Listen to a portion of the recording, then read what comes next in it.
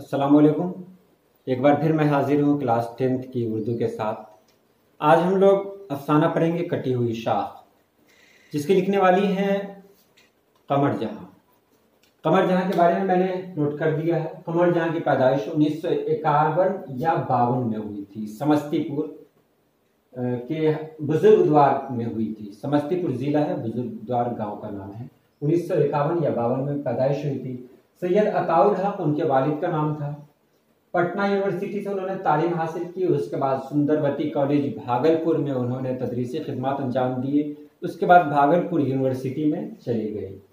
किताबें हैं उनकी चारागर, अजनबी चेहरे, यादनगर, हरफे आ गई। और अभी कमर जहाँ हयात से हैं, इसलिए उनके तारीख वफात यहाँ दर्ज नहीं है। तो ये कटी हुई शाख, ये बहुत ख़ास अफसाना है उनका। आप इसको सबसे पहले ये जानेंगे, इस अफसाने का उन्वान कटी हुई शाख क्यों पड़ा। कटी हुई शाख, कटी हुई शाख उस शाख को कहते हैं जो काट दी जाती है, यानी डाल, उस डाल को कहते हैं जिसको अलग कर दिया जाता है, दरख्त से अलग कर दिया जाता है। तो जो शाख एक बार कट जाती है ना, उसको फिर दोबारा हम जोड़ नहीं सकते, उस तने में नहीं लगा सकते, उस पेड़ में दोबारा नहीं लगा सकते। एक बार जो शाख कट गई सो कट गई। तो यहाँ भी कटी हुई शाख जो उन्वान दिया गया है, इसका मतलब यही है कि एक इंसान जब अपने समाज से बाहर निकल जाता है, फिर दोबारा जब वो आता है तो उसकी वो हैसियत नहीं रहती जो होनी चाहिए। इसमें जो हीरो है उसका नाम नहीं है, और एक ही नाम इसमें आता है, असद, जो इसका जो मेन किरदार है उसका दोस्त है। इसके अलावा कोई नाम इसके अंदर मौजूद नहीं है। इसमें एक लड़के की बात की गई है। एक लड़के के बारे में कहा गया है कि एक लड़का है जो तालीम हासिल करता है गांव में रहकर। गांव में रहने के बाद वो बहुत अच्छी तालीम, बहुत ज़्यादा तालीम हासिल करता है, बड़ी मेहनत करता है। वो मेहनत करने के बाद वो कामयाब हो जाता है और अपने ही इलाके में उसको नौकरी मिल जाती है। जब उसको अपने इलाके में नौकरी मिलती है तो बहुत सारे दोस्त उसके पास आते हैं और कहते हैं, तुमने इतनी तालीम जो हासिल की, क्या इसीलिए हासिल की कि यहाँ तुम चप्पल तोड़ते रहोगे? तो वो सुनता है। उसका सपना रहता है, हर इंसान का एक सपना है आगे जाने का भी, और नौजवानों के सपने तो बहुत ज़्यादा होते हैं। आसमान में उड़ने के सपने होते हैं, दूसरे मुल्क में जाने का सपना होता है उनका। तो वो भी चाहता है कि वो किसी दूसरे मुल्क चला जाए और वहाँ जाने के बाद वो एक नई ज़िंदगी गुजारे, उसकी ख्वाहिश होती है। तो वो कोशिश करता है बाहर जाने का, और इत्तेफाक से ये होता है कि उसको वो मौका मिल जाता है बाहर जाने का, तो वो बाहर चला जाता है। सबसे पहली बात जो उसके जहन में आती है कि बाहर का माहौल कैसा होगा, कितना खूबसूरत समा होगा वहाँ का। जब वो हवाई जहाज़ में जाता है तो वहाँ एयर होस्टेस से मुलाकात होती है। एयर होस्टेस मुस्कुराते हुए इसके सामने आती है, तो इसको लगता है कि शायद ये ख़ास तौर पर उसी के लिए मुस्कुरा रही है। लेकिन वही एयर होस्टेस जब एक बूढ़े के पास जाती है और वहाँ जाके भी उससे भी मुस्कुराकर बात करती है, तो लगता है कि नहीं, ये मामलात सबके लिए है। वहाँ उसको एहसास होता है कि नहीं, मोहब्बत अब बिकती भी है। वो नई दुनिया में चला जाता है जहाँ की रंगीनियाँ उसको अपनी तरफ मुतासिर करती हैं, अपनी तरफ खींचती हैं। नए माहौल में बहुत अच्छा लगता है उसको। ऐसा लगता है जैसे वो किसी पिंजरे से आज़ाद होकर वहाँ पहुँच गया हो। घर में उसकी बूढ़ी माँ रहती है।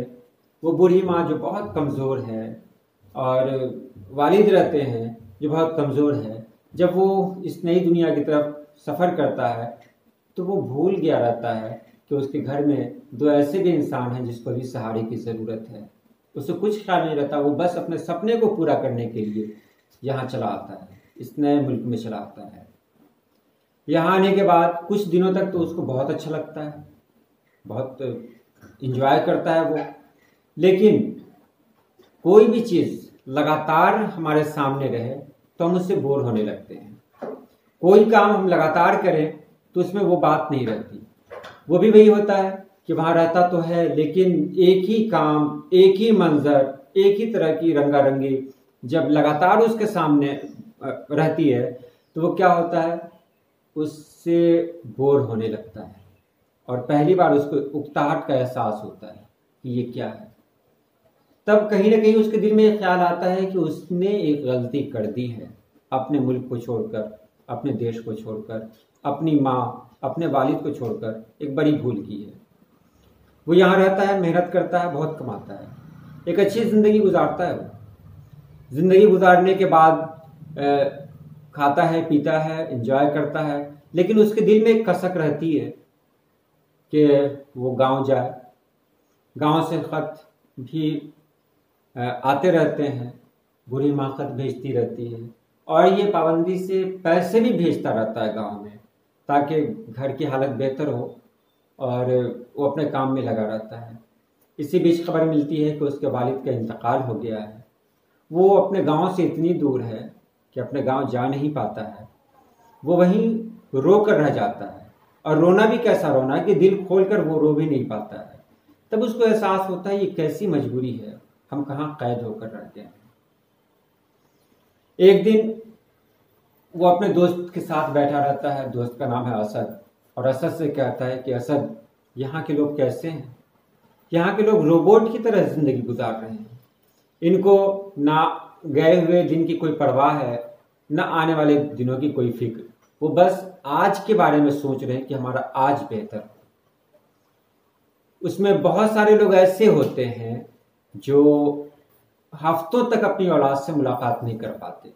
वो ऑफिस से आते हैं देर रात, जब तक उनके बच्चे सो जाते हैं, और सुबह जब वो सोए ही रहते हैं तो उनके बच्चे स्कूल चले जाते हैं। तो हफ्तों के बाद अपने बच्चों से मुलाकात होती है। क्या ज़िंदगी होती है वहाँ की। तो अपने दोस्त से कहता है कि यहाँ की ज़िंदगी क्या है। तो मशीनी दौर में है ये सब, ये सारे लोग सिर्फ और सिर्फ आज के बारे में सोचते हैं, कल की किसी को परवाह नहीं है। तो असद कहता है कि तुम भी यार कौन सी बात के पीछे पड़े हुए हो, अरे अपना काम करो, ऐश करो। वो टरखा देता है। एक दिन थक जाता है, मतलब उसका जहन थक जाता है, और वो तय कर लेता है कि अब यहाँ नहीं रहना, मैं वापस चला जाऊँगा अपने गांव, और अपने घर में ज़िंदगी गुजारूंगा। वो घर जहाँ एक कोने में अमरूद का पेड़ है जिस पे चिड़िया चहचहाती हैं, और एक टूटी हुई चारपाई है जिस पर माँ बैठी रहती है। अपने उस खूबसूरत गांव में जाऊंगा और वहीं ज़िंदगी गुजारूंगा। वो तय कर लेता है। तय करने के बाद वो अपने सारे सामान को वहीं बेच देता है, और फिर वापस अपने गांव चला आता है। गांव वालों की जब खबर मिलती है इसके आने की, सभी लोग आते हैं इससे मिलने के लिए, लेकिन इसको एहसास होता है कि जो भी इससे मिलने आए हैं उनके दिल में पहले वाली मोहब्बत नहीं है। सब लोग जो मिल रहे हैं वो दिखावे के तौर पर मिल रहे हैं।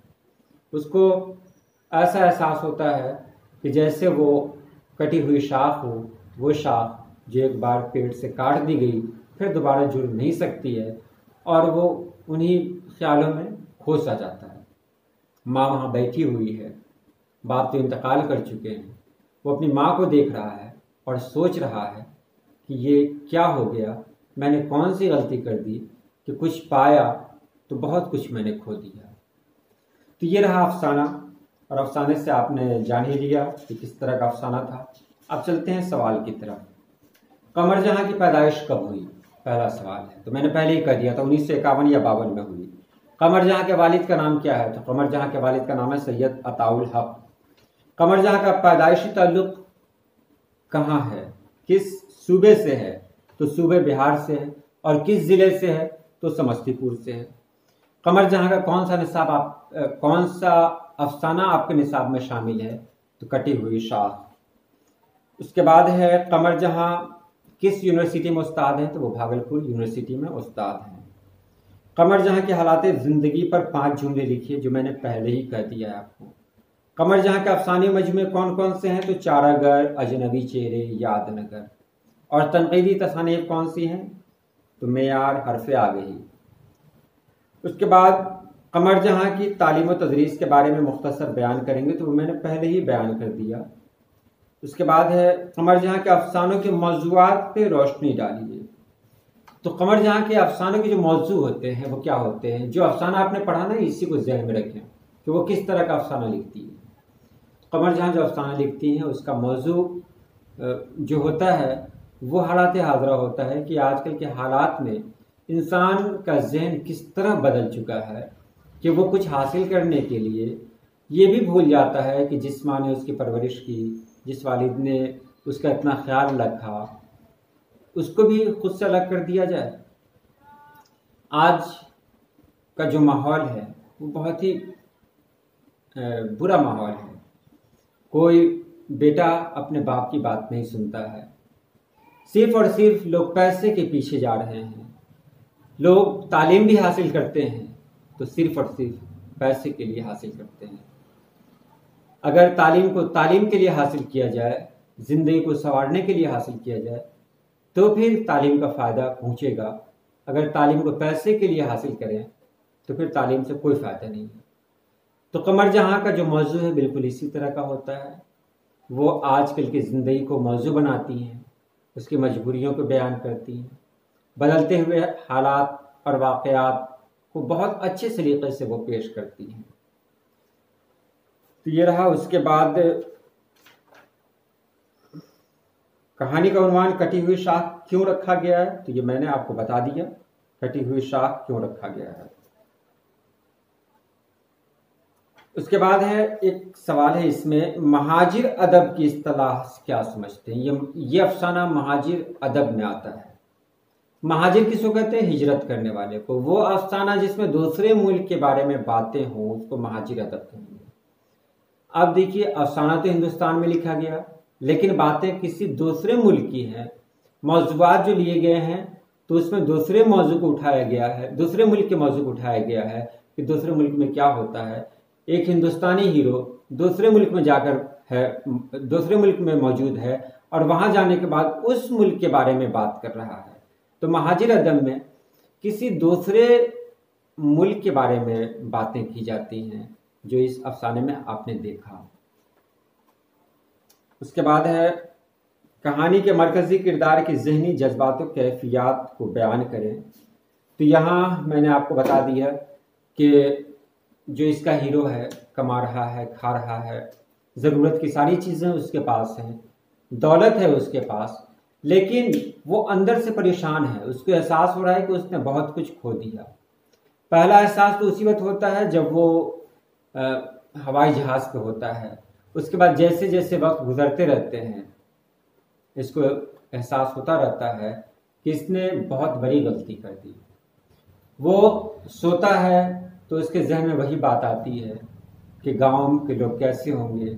उसको अपना पुराना दौर याद आता रहता है और एहसास होता है कि वाकई हमने गलती कर दी है। मैं अगर पूरा बताऊं तो इसके लिए कम से कम 1 घंटा लगेगा, लेकिन जितना कुछ मैंने बता दिया ये आपके लिए काफ़ी है। कोई सवाल हो तो कमेंट बॉक्स में आप ज़रूर करें। चलिए, आज के लिए इतना ही। अल्लाह पाक आप सभी लोगों को खुश रखें, आबाद रखें। अल्लाह हाफिज़।